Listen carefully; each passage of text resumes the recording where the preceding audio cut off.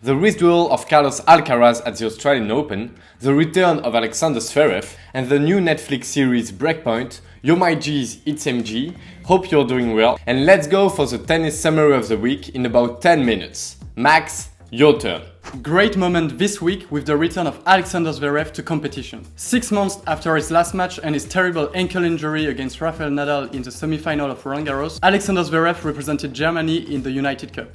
Zverev, who lost 2 single matches, explained in an interview that physically he was no longer at the level he wanted to be. Still, his recovery seems to be going in the right direction. If the German was still suffering a few weeks ago, he is now feeling better, and it makes no doubt that he will fight to get back to his best level.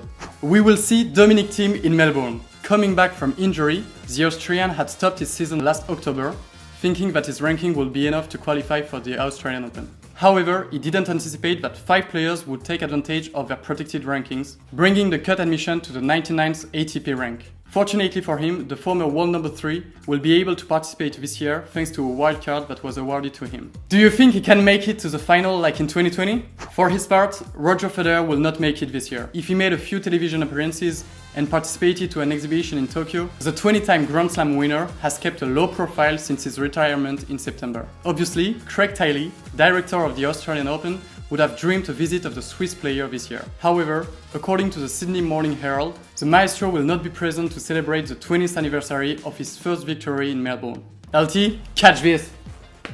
Breakpoint, the documentary series around the ATP and WTA tours, produced by Netflix, will be released next Friday. Here's a quick summary of everything we know so far. The series has a total of 10 episodes. The first 5 will be available on January 13 and will cover the first part of the 2022 season, from the Australian Open to Roland Garros. The series takes an intimate look at some of the world's best players, with viewers gaining an exclusive look into the reality of their lives on and off the tennis court. With a handful of tennis' most well-known names nearing the end of their careers, Breakpoint is taking the opportunity to bring a new generation of players to the spotlight as they compete in Grand Slams and tournaments across the world. The series focuses on players such as Auger-Aliassime, Badosa, Berrettini, Jabeur, Kyrgios, Ruud and much more. You can find all the names here, and it also includes insights from tennis legends like Sharapova, Roddick and McEnroe.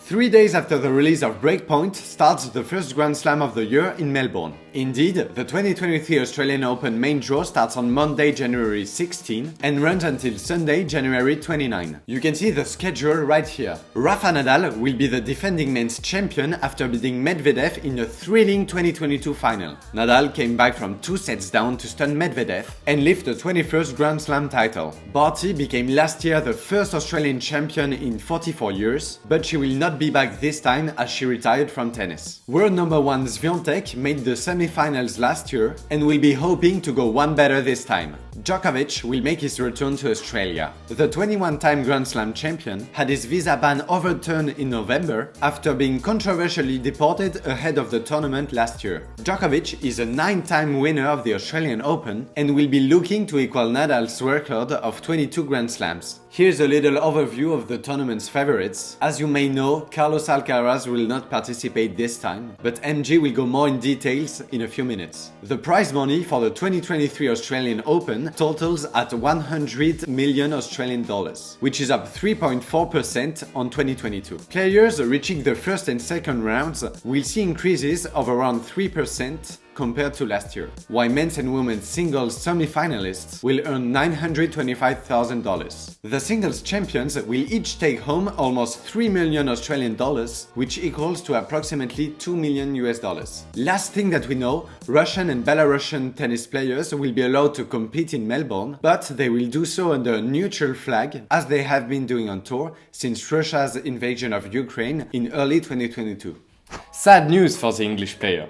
Emma Raducanu twisted her left ankle and had to withdraw from Auckland's tournament after losing the second set 7-5 and despite winning the first one 6-0 against Kuzmova in the quarterfinals. Very upset, the player did not hesitate to criticize the game conditions. To be honest, the courts were incredibly slippery. It's not a surprise that this happened to someone. With 8 days to go before the start of the Australian Open, we hope she will be able to recover soon. Heartbreaking news, Carlos Alcaraz will not be able to take part in the Australian Open. The Spanish player explained on Twitter that he injured his right leg during the preparation of the first Grand Slam of the season. I worked so hard to reach my best level for Australia, but unfortunately I will not be able to play. A potential winner ejected, we will see if the outsiders will take advantage of this to arrive further in the main draw. By the way, we asked you the potential winner of the Australian Open, and here are the answers that we had. Novak Djokovic, Rafa Nadal, Carlos Alcaraz, Nick Kyrgios, or even, although not very surprising, Bernard Tomic.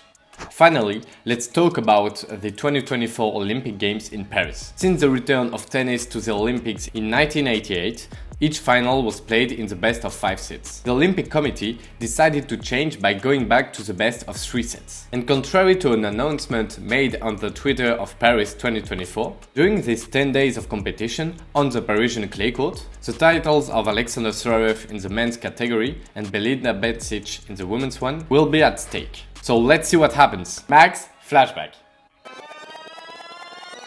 Today is January 8, 2023, and 45 years ago, Jimmy Connors won its first and only season-ending ATP finals. At home, the American player won 6-4, 1-6, 6-4 against Björn Borg in Madison Square. Let us know in the comments who is your favorite player of the 70s. Last week, we asked you who you saw winning the Australian Open. What do you expect from the Breakpoint series? Answer in comments and we'll select the best one for next week. Take care and see you next week for a new video.